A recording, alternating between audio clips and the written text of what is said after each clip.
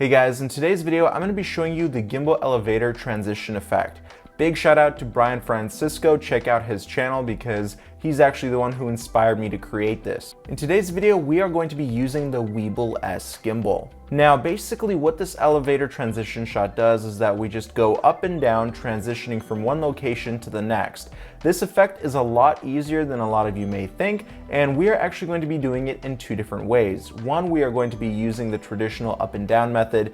The second way on how to do this is using the POV mode, and we're actually going to be adding more dynamics to this shot. As you can see here, we are doing a POV from one location to the next, and it's like a little circle effect. First things first, make sure your gimbal is in lock mode. This will prevent it from accidentally panning left or tilting up or down or panning right for that matter, and this overall makes a smoother shot. We won't need any pan or tilting for this, just up and down. Now the whole trick to this effect is to start and end with foreground, preferably the same color. For example, in this shot, it's all white. So I start with white foreground and end with white foreground too. When it comes down to frame rate, feel free to shoot in any frame rate you wish. Most likely you'll want to shoot at a higher frame rate, for example 60 frames per second, because you might want to slow it down midway through the shot. Right when you pass the frame of the main object, keep going below until you hit that foreground on the bottom of the shot. Then we go to our next location and do the same exact thing.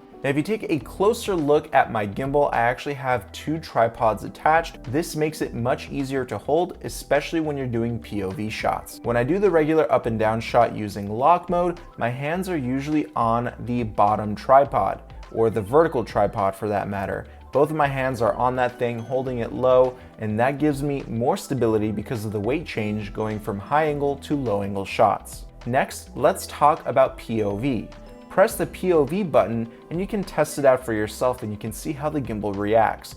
We start off with foreground and end with foreground. So since we're transitioning to only one other location, I basically just did a 180 spin. And then on the second location, I did another 180 spin, which completes a 360-degree circle. With this, I use the secondary tripod, and this allows me to just get more stable shots, and overall it's a lot easier to handle the gimbal. Now let's go into the editing process and I'll show you how to make this effect come to life. So here we are in Final Cut Pro. Please forgive me, the lighting in these shots are not the best, but something I really do want to cover. If we take a look in the first clip here, you'll notice that it goes in and out of focus right in the beginning. That's because I was shooting in autofocus. Now I did this on purpose to show you why you shouldn't shoot in autofocus, because the next clip I did not shoot in autofocus, and I'll compare the two clips for you.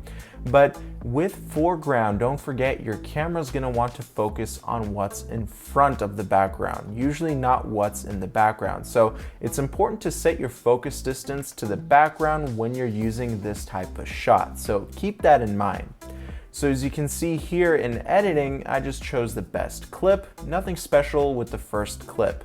The next clip, all I did was trim out the beginning part and I started the clip right on a motion. And then all I did was add in a cross dissolve transition.